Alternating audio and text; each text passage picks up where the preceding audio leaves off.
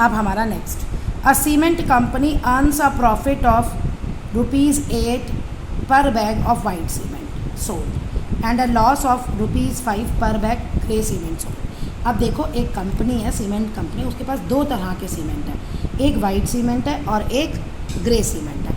अब white cement का जब वो एक बैग बेचता है तो उसे प्रॉफिट होता है, ओके, प्रॉफिट होता है ₹8 पर बैग वाइट सीमेंट। हम ये अभी अपना इंफॉर्मेशन लिख लेते हैं जो उसमें दी है।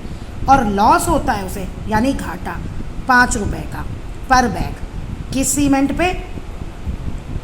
On grey cement. बंद कर। अब देखो, अब हमारा क्वेश्चन क्या है? The company sales 3000 bag of cement. Cement के कितने बैग भेजे उसने? 3000। तो आप ऐसे लिख लो, number of white cement bag, white cement bag कितने हैं? 3000। अच्छा, अब उसने 3000 बैग बेचे तो उसको तो प्रॉफिट होगा ना, तो उसका टोटल प्रॉफिट कितना हो गया? 3000 मल्टीप्लाई 8, इतने रुपीस उसके पॉकेट में आ गए। अब और उसने 5000 बैग्स बेचे ग्रे सीमेंट के, तो number of grey cement bags कितने बेचे? सोल्ड 5000। अब उसको बेचने पे उसे लॉस होता है ₹5 का, तो कितना आ गया? 25,000।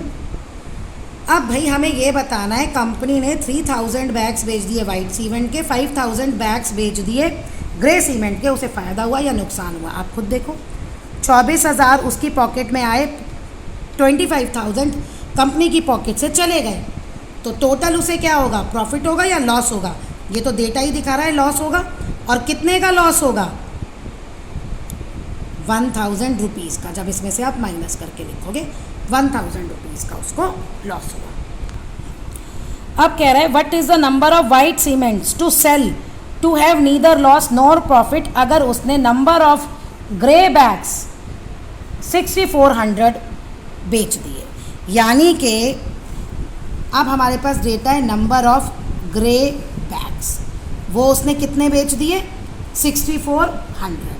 तो इस पे हमें पता है उसे लॉस होता है ग्रे बैग्स बेचने पे ₹8 का। अभी मैं ऐसे ही रखती हूँ, उसे सॉल्व नहीं कर रही मैं, क्यों नहीं कर रही वो बताऊँगी।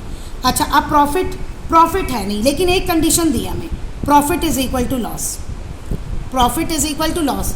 तो ये हमारे पास लॉस रुपीज़ में आ गया, हमें निकालना है वाइट सीमेंट, तो हम ले लेते हैं number of white cement bags BX।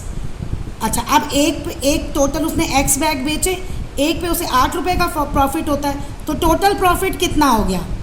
8X। अब हमें ये गिवन है profit is equal to loss, इन्होंने ये दे रखा है। अब देखो, ये 8 उधर जाएगा तो कट जाएगा ना सीधा, ये डिवाइड 8 आ गया, यहाँ डिवाइड 8 लिख लेना, 8 से 8 कट गया, 6400 बैग्स आ गए, इसीलिए मैंने यहाँ पे मल्टीप्लाई नहीं किया था। ठीक है ना, यहाँ देखो ये अपॉन 8 खुद लिख लेना, 8 से 8 कट जाएगा और फिर 6400 आंसर आ जाएगा। ओके, अब एग्जाम्पल देखो, सेम वही क्वेश्चन है जो अभी हमने किया। शॉपकीपर्स अर्न प्रॉफिट एक पेन पे, 1 पेन पे उसे प्रॉफिट होता है ₹1 का, और पेंसिल पे 1 पेंसिल पे उसे लॉस होता है कितने? 40 पैसे। 40 पैसे को हम रुपीज़ में ऐसे लिख सकते हैं ना, ऐसे ही लिखेंगे।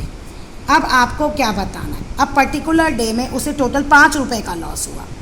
कितने रुपए का लॉस हुआ? ₹5 का उसे लॉस हुआ। अब इस पीरियड में उसने 45 पेन्स बेच दिए। पेन्स पे उसे क्या होता है? प्रॉफिट होता है।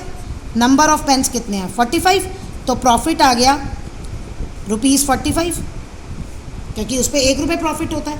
अब उसे लॉस हुआ है, टोटल लॉस हुआ है, आपको बताना है पेंसिल। अब देखिए, नंबर ऑफ पेंसिल्स क्या आ गई? वो X आ गई, तो उसे लॉस टोटल कितना होगा? 0.40X, ये लॉस हुआ।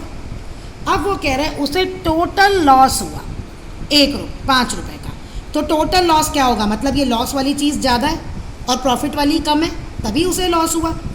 अब ये हमारी फिर इक्वेशन, ये टोटल लॉस हो गया, उसमें से हमने ये प्रॉफिट माइनस कर दिया, तो उसे जो टोटल लॉस हुआ दोनों ट्रांजैक्शन के बाद वो ₹5 है। तो ये आपकी इक्वेशन बन गई। इसको आप फिर सॉल्व करेंगे। तो अब ये देखो ये कैसे सॉल्व होगी। ये 50 हो गया, x जाके उधर 50, 0.40 हो गया पॉइंट के बाद कितने नंबर हैं? 2 हैं, तो ये 2 जीरो आप ऊपर ले जाओ और यहाँ से पॉइंट ख़त्म हो जाएगा। तो ये 0 कट गया, इसकी तो कोई वैल्यू ही नहीं होती। अब ये आपने काट दिया, 500/4 कर लेना, आपके पास आंसर आ जाएगा। जब भी डेसिमल में हो ना, डेसिमल हटा दो और उसमें जितने भी डेसिमल के बाद नंबर है उतनी आगे आप 0 न्यूमरेटर में लगा दो।